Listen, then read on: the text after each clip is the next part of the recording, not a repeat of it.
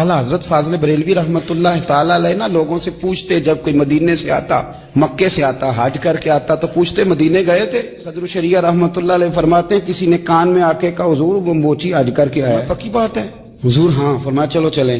हजरत जी वो लिखना नहीं? तो मैं आके देखते हैं। हजरत मेहमान ओए आके देखते हैं। कहते दौड़ने लगे, वो जूते गांठ रहा था। जाके पूछा हज करके आए हो? कहा हाँ मदीना शरीफ गए थे। वो जिस बंदे के पास लोग तारीखें लेने जाएं तो टाइम ना मिले, भाई आज मदीने गए थे?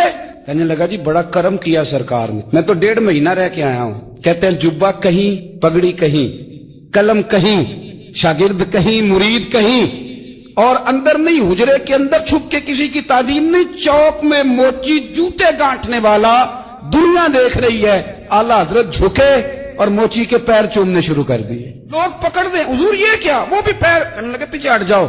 ये वो कदम है जो मेरे मुस्तफा करीम के दरे दौलत से होके आए। हरम की जमीन और कदम रख के चलना, अरे सर का मौका है वो जाने वाले।